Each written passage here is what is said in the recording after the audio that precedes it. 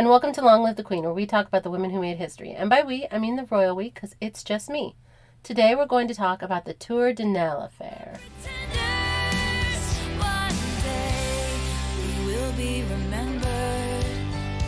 Usually it's just me, but this week I have my friend Karen here with me. Hi, Karen. Hello. I'm happy to have you here. This is going to be fun. I couldn't think of a better place to be right now. Do you like my office? Karen's here in person. It is the best office. It's so cute, It's right? comfortable. It's tiny. It's perfect. It's tiny.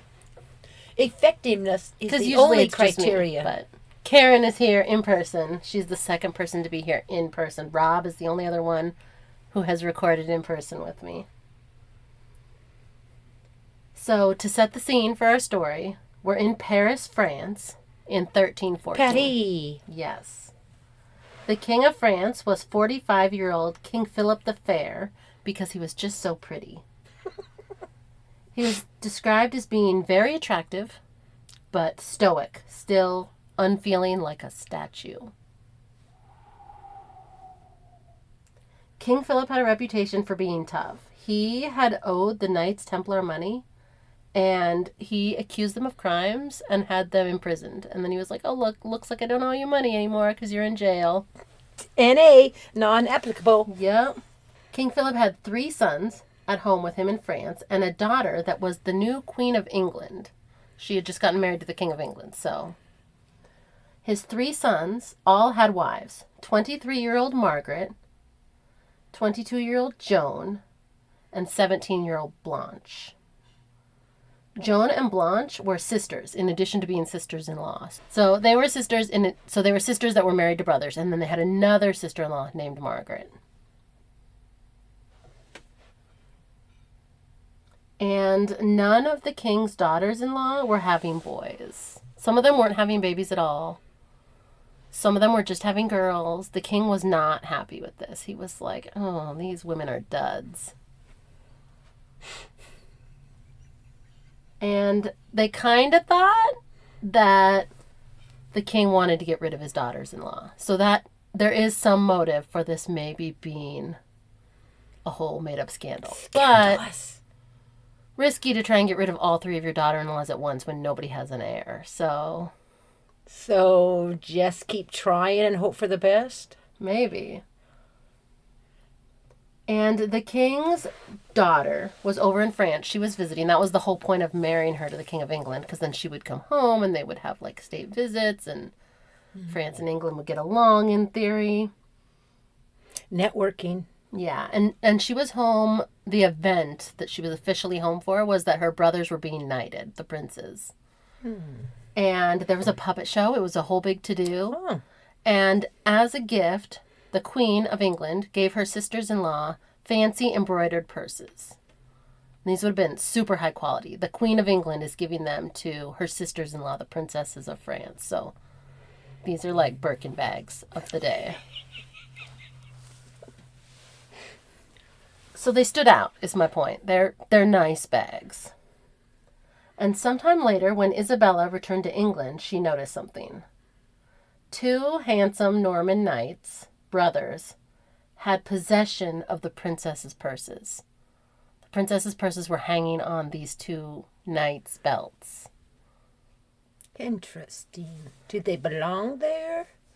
Well, no, they were the princess. Why would these 2 knights have the princess's Right. purses? And Queen Isabella thought that was really weird. She's like, strange. And then she made a mental note, next time I see my dad, I'm just going to mention this because it's weird. But it's also could be inflammatory, like maybe nothing's going on, maybe she doesn't want to just write a letter. She's like, next time I see him, I'm going to say something. And she did. And Isabella's father, the King of France, agreed that that was very strange. Like, why would they have these purses? There's no reason for these knights to have the princess's purses. And so he put the knights under surveillance to see if he could get to the bottom of it, because he was like, that's really weird. Instead of just asking them? Well, yeah, because, I mean, if something was going on, they would totally lie. Yeah. Lie to me. Yeah. Tell me everything is all right. Yeah, so they're being investigated. These brothers were Gautier and Philippa Donnet. And their job was to guard a tower along the river. A tower that was recently bought by the king and was being used as sort of like a hangout place for his sons and their wives. So they did know them. Like these two brothers were guarding the tower where this hangout was. So maybe it was just a misunderstanding. Maybe they were just like awkward regifting and they weren't supposed to be seen by the person who originally gifted them these purses, you know?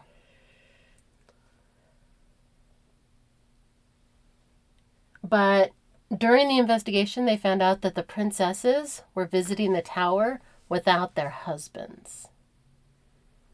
Unofficially? Yeah, kind of secretly.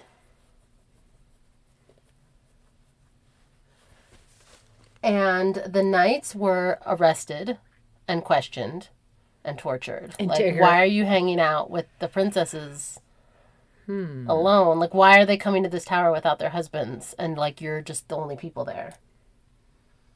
And the brothers admitted that they had eaten, drank, and slept with two of the princesses. And that the third princess was never involved with them, but she did absolutely know about it and helped them cover up for it.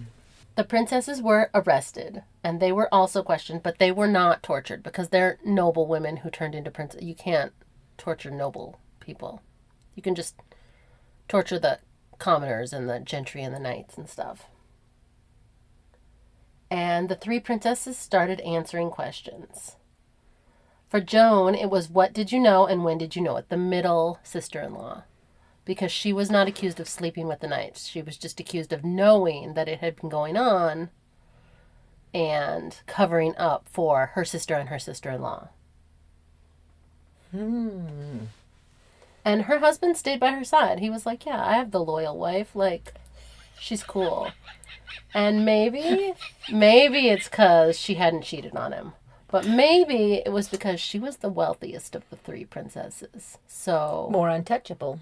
He had motive to stick with her because as long as they're married, what's hers is his. So he stays a lot wealthier if she's not guilty. Joan had her head shaved for the shame of it all, just because they were like, well, you don't deserve long hair. And was sent home to her family. Her husband was made her guardian, so she was sort of on house arrest.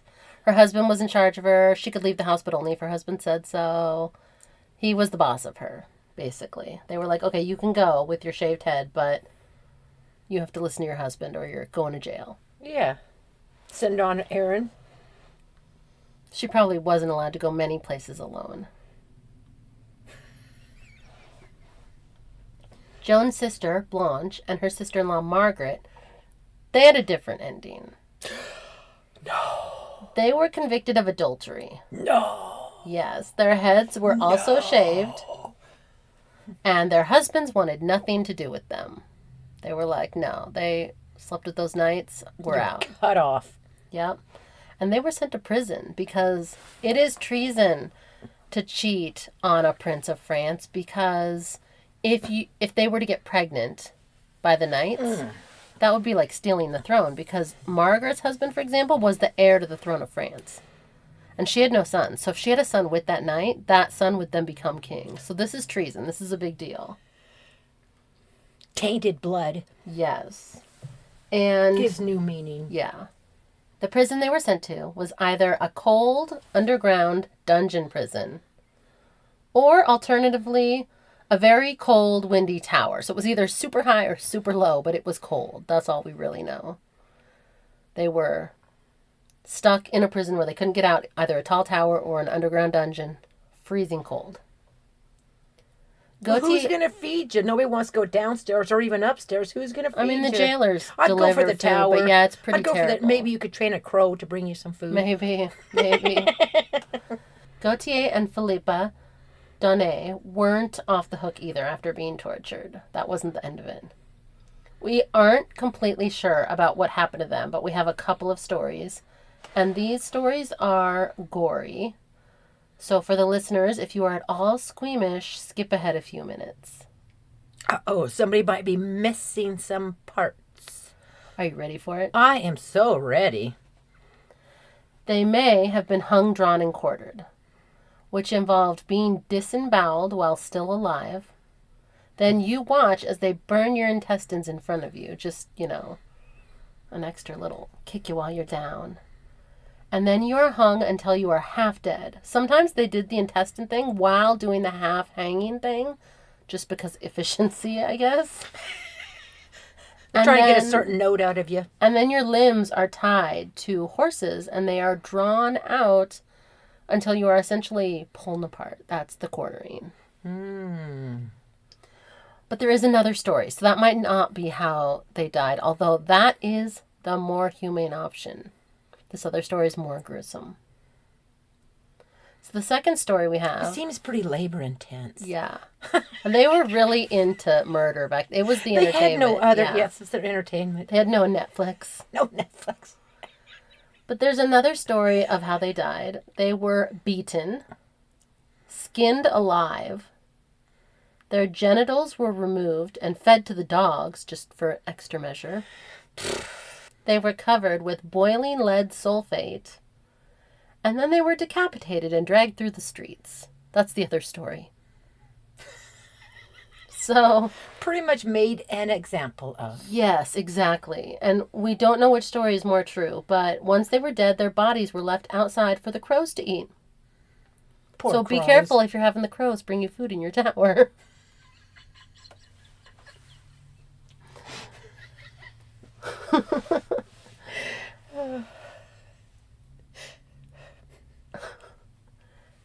And this was as a warning to anyone who wanted to sleep with princesses. Like, look what happens if you sleep with the princesses. It's no good for you. They need to use better judgment. Right? Princess Joan would have been privy to this information because she was out, remember, on house arrest with her husband. So she would have been worried for her sister and her sister-in-law because she would have seen what happened to these men and been like, oh my goodness. And later that same year, the King of France died while out hunting of a cerebral stroke. And some people were like, the stress killed him. I asked my sister, who's a nurse, if that could cause a cerebral stroke. And she said, no, it was probably his diet. It was probably a lot of red meat and alcohol, which is probably also true. I would guess alcohol. Yeah. If you drink too much alcohol and you get dehydrated, you're getting that high chance that you could have one. So the king is dead. Long live the king. The new king was the eldest of the three princes, King Louis X, known as Louis the Quarrelsome. So he must have been fun to be married to for poor Margaret. I'm starting to understand this, cute knight situation. Joan's sister-in-law Margaret was the Queen of France, but she was still in her cold, cold prison. Her husband, the new king, had not been able to get an annulment because the Pope had died and there wasn't a new Pope yet. Popeless. So nobody could get an annulment. It's popeless, people. Popeless. Mm-hmm. You had to say it that way. I like it. Just after Margaret's husband became king, Margaret died in prison. Not Margaret. She did. She died of either a cold. Oh, she was frozen. Or a strangulation. She should have made friends with the guard. She might have been strangled to death. Her husband may have had her killed so that he could remarry, because he did immediately remarry and move on. He was like, oh, my wife's dead. Yeah. Easy peasy. I don't need an annulment. They go to prison not because they're coming back out. It's a one-way ticket. Yeah. Blanche did not die in prison. She spent 8 years in her cold prison. Then her husband got around to getting their marriage annulled. Blanche was now 25 and was allowed to move from prison to a nunnery where she took her vows as a nun. And she had lots of girlfriends at that point. She spent 4 years as a nun and then died right around the age of 30. We don't even know what she died of, but reportedly she suffered from ill health ever since that cold 8 years in prison. That will do it. Yeah. Prolonged exposure to cold will take you down. Yeah. And that is where I'll leave it for now. What did you think about the Tour de Nesle affair? Well, without knowing more details, they kind of have a quarrelsome life. Sometimes they need better judgment. And ultimately, you realize your life is better than theirs. Yeah, it is rough. It is rough to be a princess in the 1314s. Right? And when you're married to someone named Louis the Quarrelsome, like, what are you going to do? You're not going to quarrel with him. Yeah, especially when he's the future king. I don't know. You need to have a backup plan. Yeah. It's tough. Yeah, it is tough. I feel bad for them. Like, even if they were guilty, like... Yeah, guilty or innocent, it don't sound like they had too much choices. No. Just, hopefully their looks got them a little further down the road, but I'm not sure what else could have. Yeah. It's rough. Thank you for recording with me. You're welcome. That was terrific. Will be remembered.